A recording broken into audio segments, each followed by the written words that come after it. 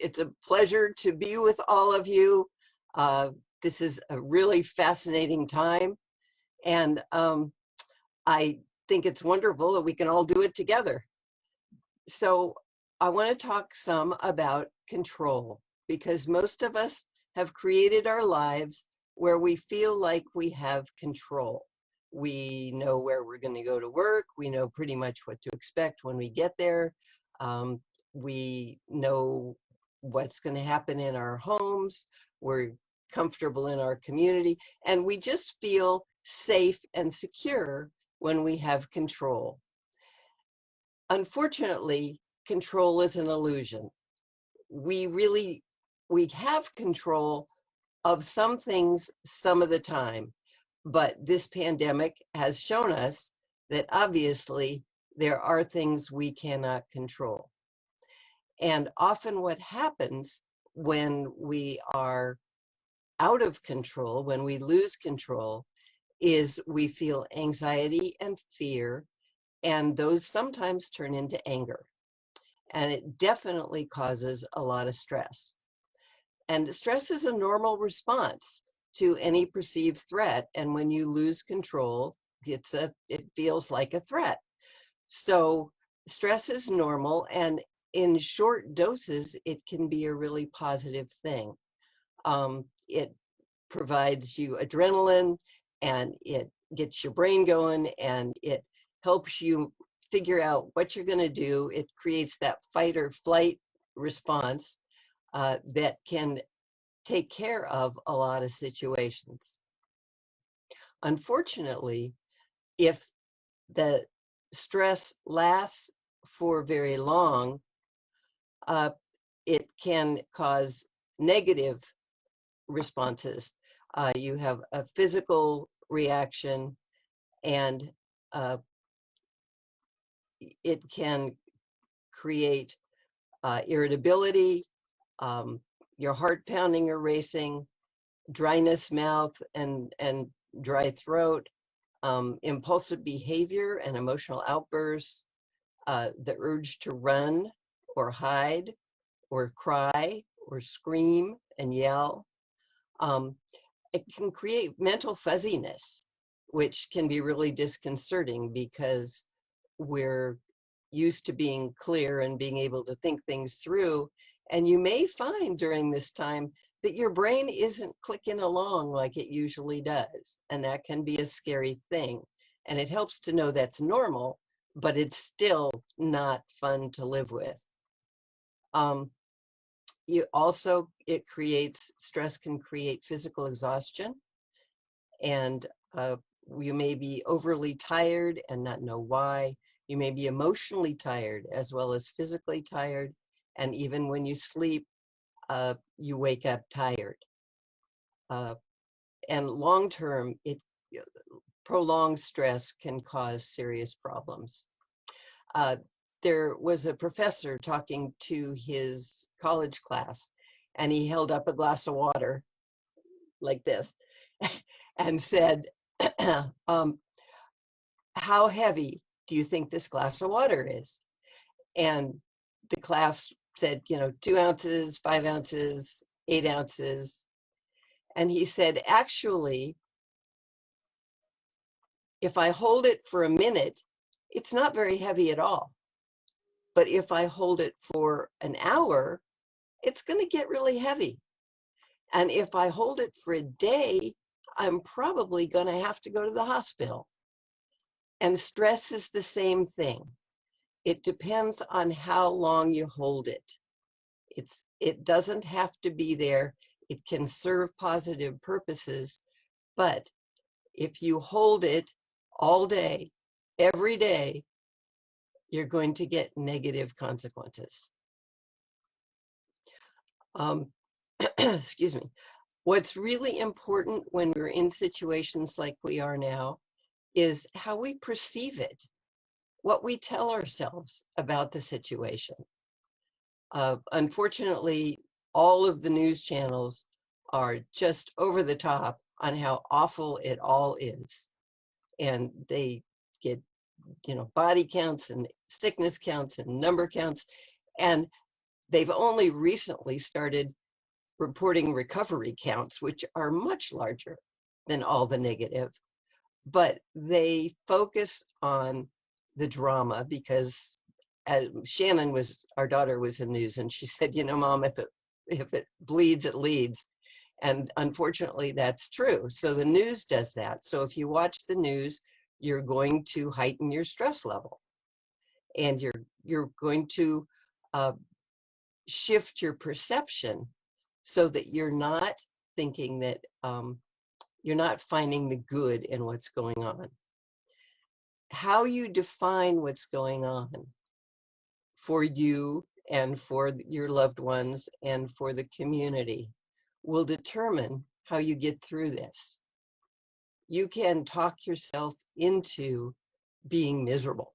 You can talk yourself into massive stress and physical illness and all kinds of problems by focusing on how awful this situation is. And obviously, if your business has been severely impacted, or you have somebody in your life that has contracted the virus, it is pretty awful. But even then, there are good things if you choose to look outside of your own personal drama. And it's important to realize that you can define how you get through this.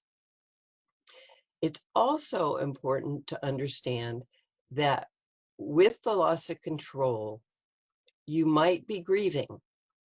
When we lose control, or when any loss or any change, we actually grieve positive changes. If you graduate from high school, college, or if you get married, those are positive changes. But you do go through the grief process on some level because you are losing things. You're gaining a lot and you're moving ahead and doing what you want, but you are also losing, like when you graduate from college, you're losing a lot of friends because you're moving on, and you're losing a place that's been comfortable and you felt in control for several years. And of course, if you are dealing with something negative, there are probably lots of losses. And it's important to understand that the grief process impacts us all in different ways. There are usually several stages that we go through when we grieve. And remember, we grieve losses, and there have been a lot of loss in the last month. The first stage is shock or denial.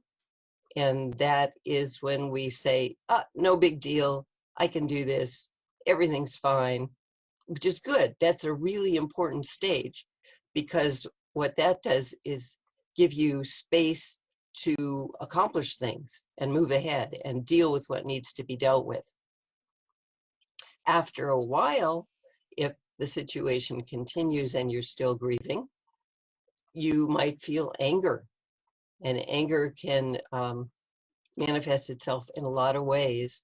And it's important to understand you may be yelling at your spouse or your kids, but you're not really angry with them, or your dog, but you're not really angry with them. You're angry with the situation. So define for yourself, what am I angry with, and what can I do about it, instead of just lashing out. Guilt is another. If you may be one of those people who is fortunate enough to still work, and you may be feeling guilty that you're working while all those restaurant workers are out of work, and that kind of guilt can really be a problem in the grief process. Depression. Depression is huge when we're grieving, and it's really interesting because you may be an upbeat kind of person who isn't used to being depressed or feeling down. And for some reason, you just can't seem to shake what's going on with you. You're just mentally fuzzy again. I remember at one point in my life, I was grieving something huge, a huge change, and my brain wouldn't work, and it was terrifying. And it was helpful for me to finally realize that depression and the attending mental fuzziness are normal, and that my brain really would come back at some point, which it fortunately did, I think.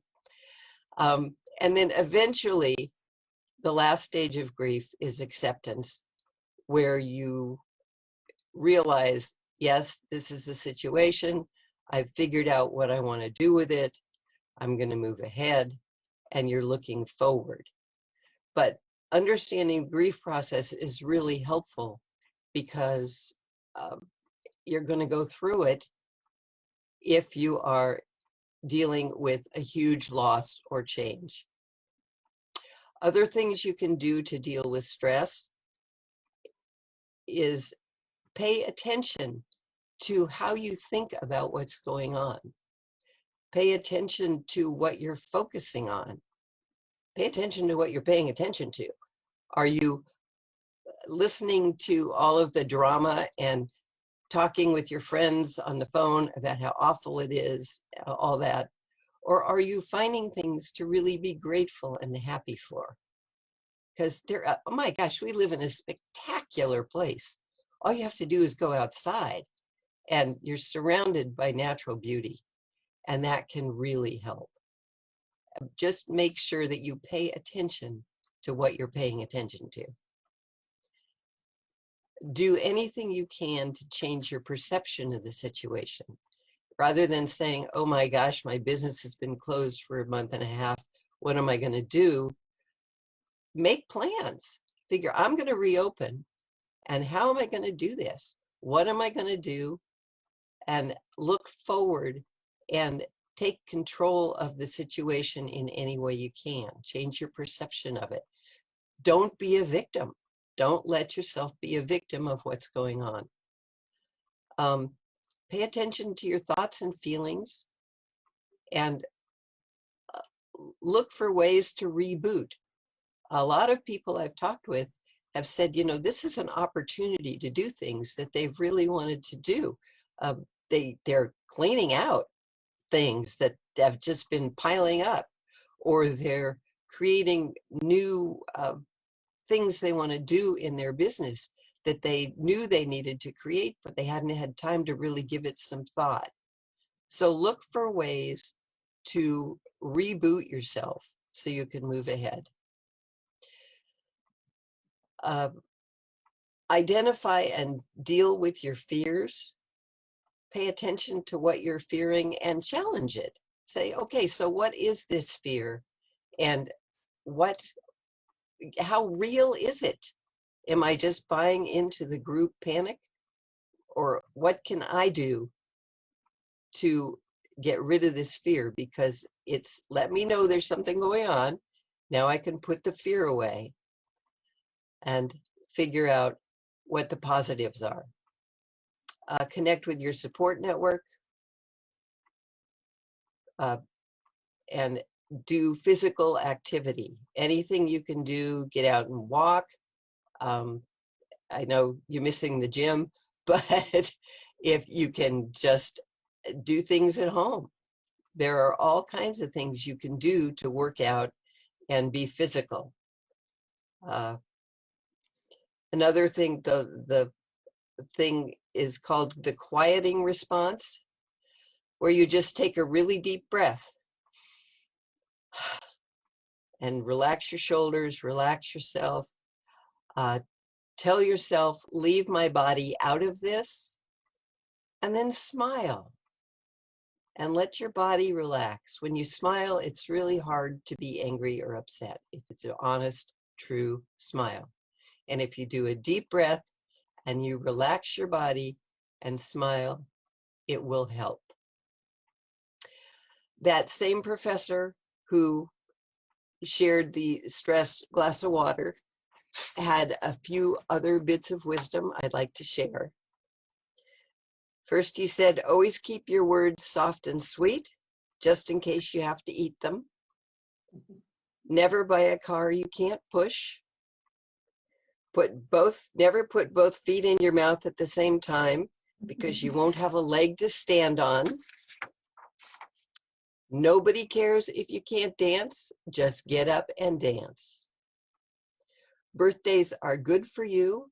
The more you have, the longer you live. And a truly happy person is one who can enjoy the scenery on a detour. Thank you.